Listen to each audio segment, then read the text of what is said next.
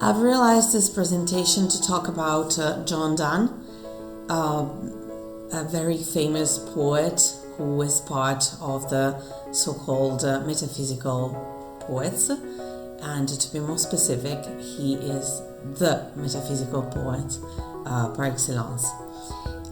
He was born in 1572, even if some people say that he was born in 1571, and he died in 1631. Let's have a look at this presentation. I'm going to talk about his life, his works, themes, style, and one poem, but here in this presentation you're going to find 3 selected poems. So let's talk about his life.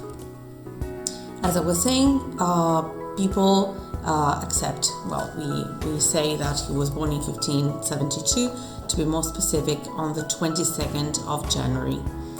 His family was Catholic, and being Catholic at that time was quite problematic, especially because of persecutions and the fact that, for example, they couldn't graduate from Cambridge nor Oxford nor other universities. And actually, John Donne himself enrolled in Cambridge, but he couldn't graduate because of his religious beliefs. And one of the events that basically traumatized him the most was the death of his brother, who died in 1593 while he was held in prison because of his beliefs. It was quite common. It was a tragedy, but at that time it was quite common to be put in prison if you dared to defend your religion, if this religion was Catholicism, obviously. So the reason why I like John Donne very much is that he used to live his life in a very intense way. He traveled all around the world. Actually, he even went to the Azores Islands, and he even fought the Spanish Armada with the Earl of Essex and the very famous Sir Walter Raleigh, who, to be more specific, was a very famous privateer, that is a pirate. Before 1601, he was really highly regarded in England, even if he wasn't Protestant, he wasn't a member of the Church of England. And they really appreciated the fact that he was really coherent and that he sided Sir Walter Raleigh. In 1601, against the will of her family, he got married to Anne More. And actually he was put in prison for this, and this contributed to traumatize his life even more, even more if it's possible, actually. And I can tell you that he was only able to, let's say, make peace with his father-in-law in 1609. So actually 8 years after his wedding. The reason why they didn't fancy him was that he was a Catholic. And even if the wife was 16, it wasn't so important for that time, actually. Let's go on. His reputation was ruined, and as I was saying, he was put in Fleet prison for some weeks. And so he fell into disgrace, basically. But in 1602, after he moved to the countryside, he was elected as a member of the parliament. At that time, not every member of the parliament, though, was paid. And actually, this was a great problem for him because he was elected, but he was unpaid. And so he really couldn't afford a very beautiful life and for himself and for his family, until 1610, when his family moved back to London, where his patron, Sir Robert Drury, offered him a portion of his house to live with his family. You have to imagine a big mansion, though, not a small house like the ones that we know today. Okay, so this is completely different. In 1615, at the end, he decided to convert to Anglicanism, and he took the oath of allegiance to James I. And after this, his career skyrocketed. Something bad happened, though, just after 2 years.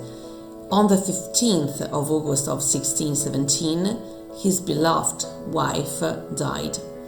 And she died after basically 16 years of marriage, in which she gave birth to 12 children. Actually, 2 of them were stillborn, that is, they died short after being born. And actually, she died 5 days after her last baby was born, and the baby was stillborn as well. So it's a tragedy into a tragedy.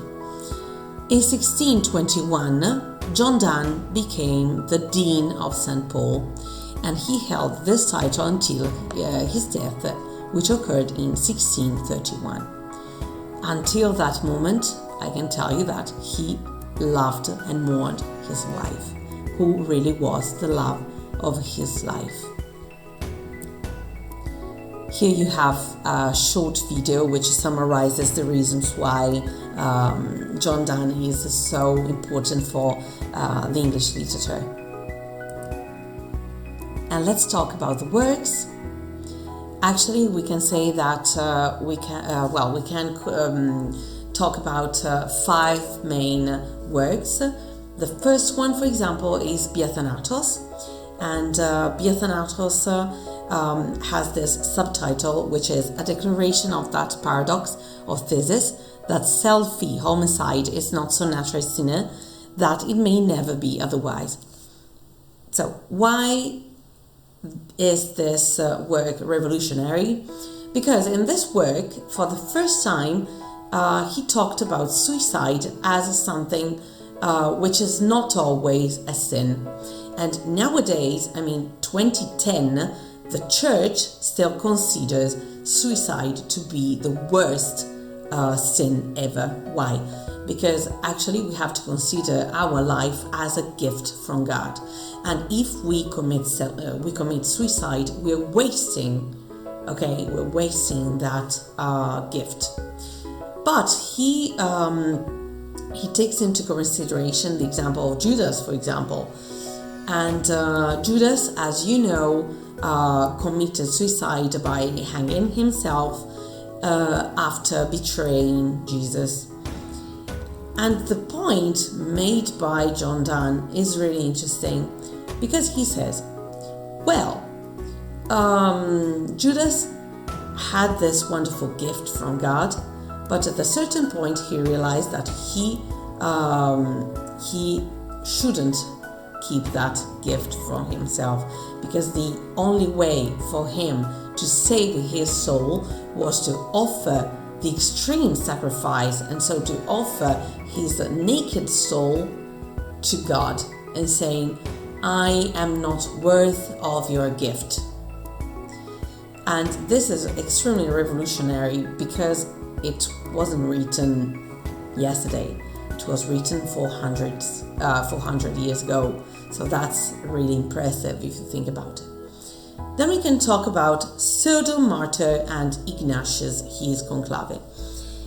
Pseudo-Martyr was written when John Donne had already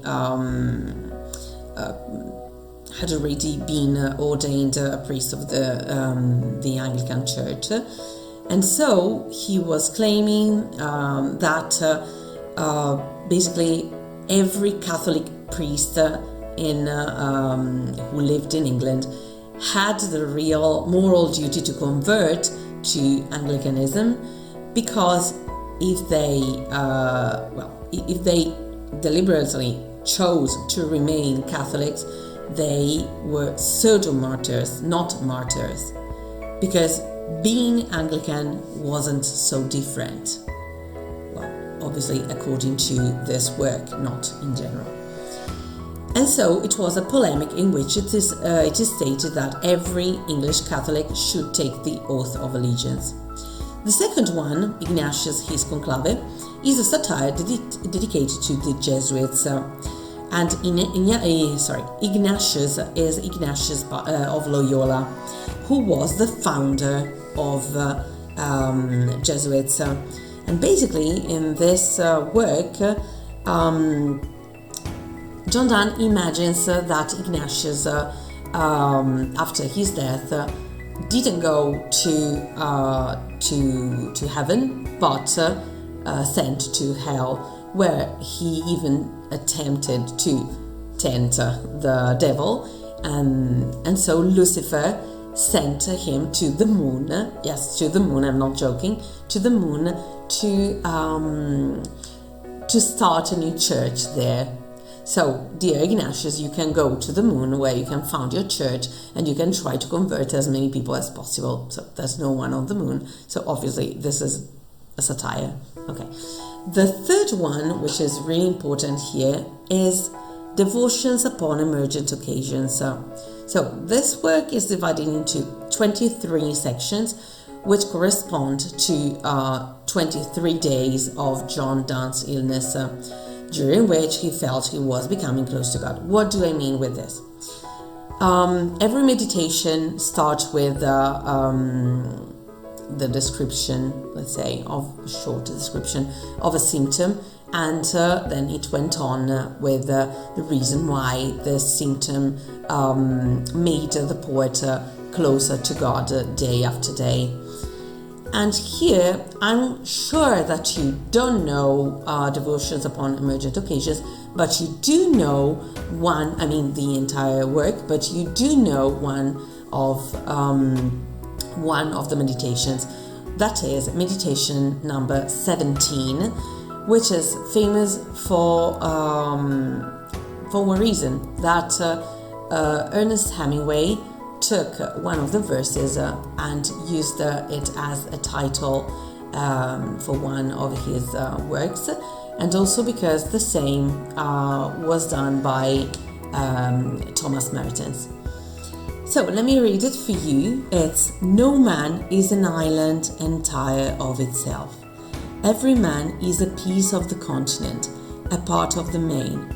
If a clod be washed away by the sea, Europe is the less, as well as if a promontory were, as well as any manner of thy friends or of thine own were. Any man's death diminishes me, because I am involved in mankind, and therefore never sent to know for whom the bell tolls. It tolls for thee. So here the point is, briefly, the point is that we are not only individuals, we are part of mankind. And so, since we're part of a whole, we're part of mankind, if one individual dies, we all die a little, because no man is an island. And for whom the bell tolls, the bell tolls for thee. So for you, for me, and for everyone. Because when just a single person dies, we all die a little with that person. And then we have the poems. We have elegies, we have religious poems, but especially love poems, which are filled with erotic elements and references to death. I'm going to talk about this later because I have selected 3 poems, so we can postpone this explanation.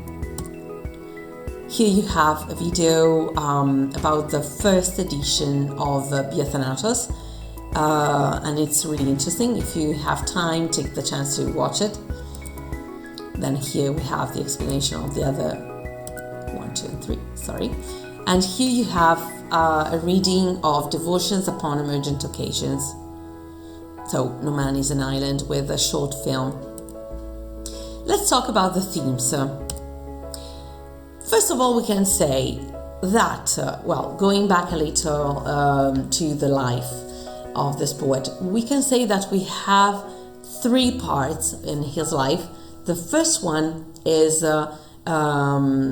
basically summarizable, can we say that, with the expression Jack Donne. And this Jack Donne is the picture, the portrait of John Donne that we have when he was quite young. And he appears as a foppish young poet, quite misogynistic and cynical, to the point that he even compares sex to blood mixing into the body of a flea, so not something so poetic. And he also criticizes sharply the English society, which he knows perfectly. For example, he wrote 2 poems. The first one is called The Storm, and it's referred to the battle against the Invincible Armada. And the second is The Calm.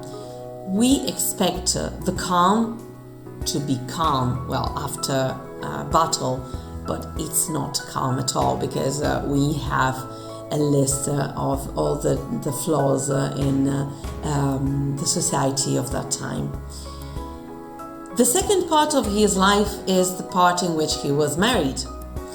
He can be described in this part as a married man in love with his wife, who celebrates the unity of the solar lovers, who basically are the counterpart of the sublunary lovers, or sublunar lovers, who are mentioned in a valediction, but we're going to talk about this later.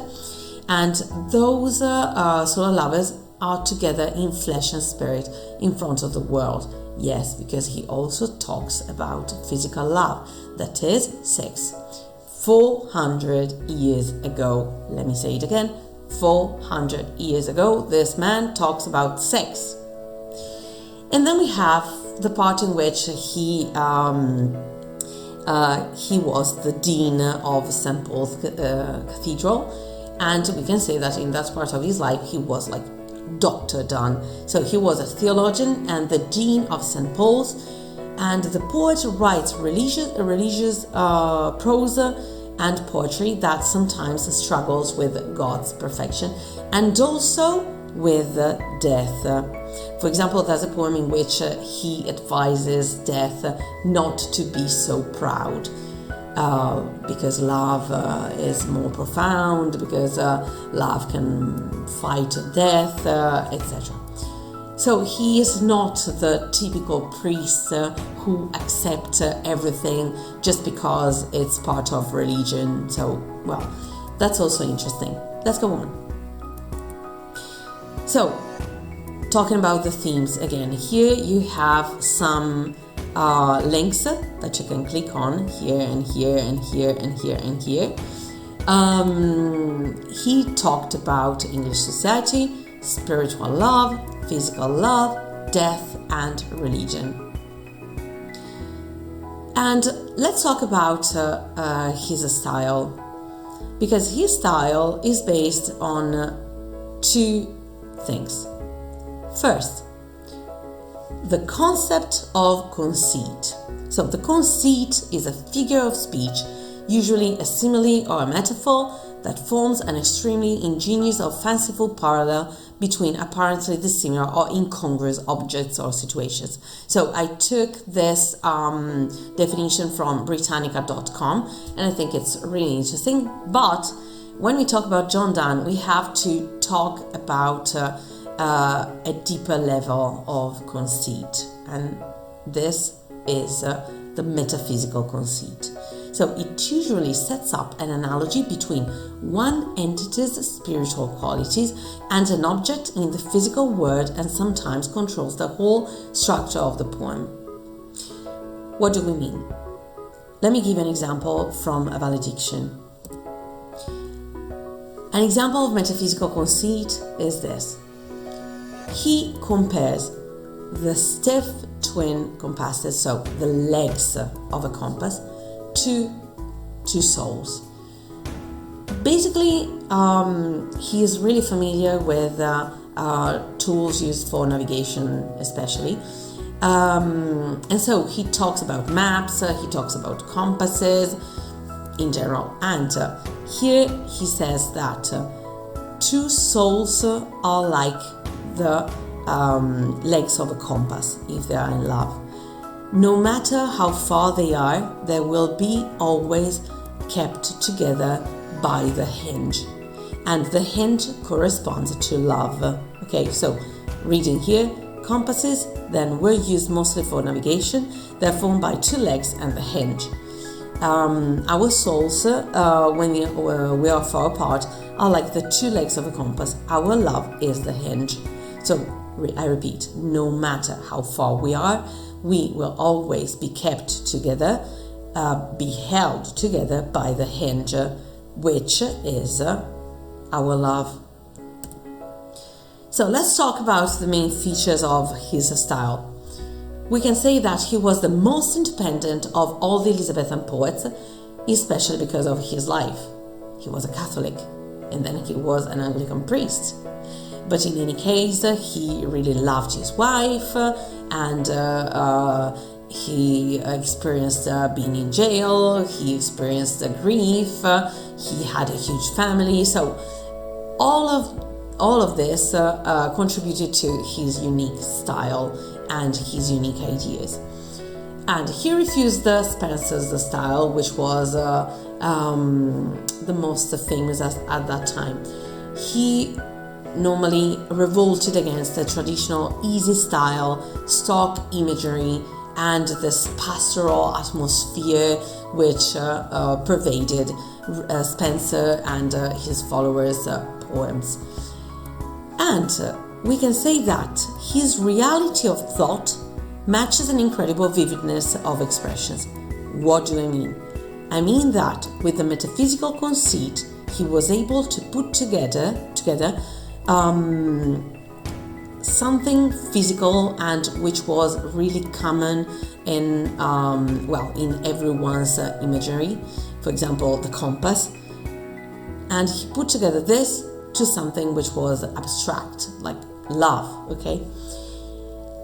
And what is interesting about his style is also that even if the structure of his poems is quite resemblant to casual speech, rather than some perfect stanzas and meters and so on, and metrics,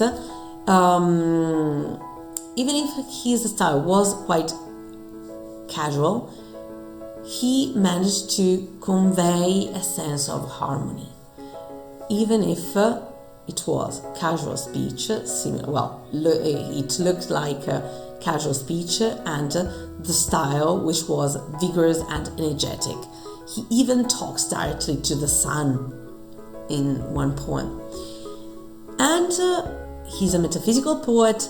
He is highly regarded as one of the most intelligent and witty poets of his time, and not only of his time. And so we can say that his poems are really filled with wit and puns and similes and metaphors and analogies. So these normally make a poem quite hard to read. But this is not the case for Donne, because once you understand what he wants to convey, then everything sounds perfectly harmonious. Let's talk about the poems here. Here in this presentation, you have three. The first one is a valediction forbidding mourning. The second is the good morrow. And the third is a lecture upon the shadow. So let me talk about a valediction here, which is the first one. If you want, here you have the recording of the poem. I can tell you that it's divided into 9 stanzas, and let me read it for you. As virtuous men pass mightily away, and whisper to their souls to go, whilst some of their sad friends do say, the breath goes now, and some say no. So let us melt and make no noise, no tear floods, no sigh tempest move. 'Twere profanation of our joys to tell the laity our love. So here the poet is saying that we should melt and make no noise as people who are passing away. But this is a positive thing, because we don't need to tell anyone our love. And the choice of the word laity is interesting, because laity is the opposite of religious people. So if we say that other people are laity, it means that we are part of a religion, and this religion here is our love. Moving of the earth brings harms and fears. Men reckon what it did and meant, but trepidation of the spheres, though greater far, is innocent. So, earthquakes always frighten people, but it is quite a small event if it's compared to the movement of planets. They're really far away, so we don't perceive them to be threatening, but their movements are far greater than that. Dull sublunary lovers' love, whose soul is sense, cannot admit absence, because it doth remove those things which lamented it. So, if two people are sublunary lovers, it means that their love is only based on the body, so on something physical. So if two people who share this kind of love are far from each other, their love disappears. But we, by a love so much refined that ourselves know not what it is, enter a shred of the mind. Here you have a stranger accent. Careless eyes, lips, and hands to miss. So here, since our love is so deep, we don't need anything physical to think about our love, to love, basically. Our two souls, therefore, which are one, though I must go, endure not yet a breach, but an expansion, like gold to airy thinnest beat. Our love is like gold which has been beaten, and it becomes thinner but bigger. So even if we're far from each other, our love remains, and to be more precise, it even becomes bigger, though thinner. If they be two, they are two so, as still for twin compasses are two. Thy soul, the fixed foot, makes no show to move, but doth if the other do. And though it in the centre sit, yet when the other far doth roam, it leans and hearkens after it, and grows erect as that comes home. And same here. This is the metaphysical conceit of the compass and love. I have already talked about this. Such wilt thou be to me, who must, like the other foot, obliquely run. Thy firmness makes my circle just, and makes me end where I began. So, again, no matter how far I am, I will always come back to you. Thank you very much for listening, and your feedback is more than welcome. Let me know what you think. Bye bye.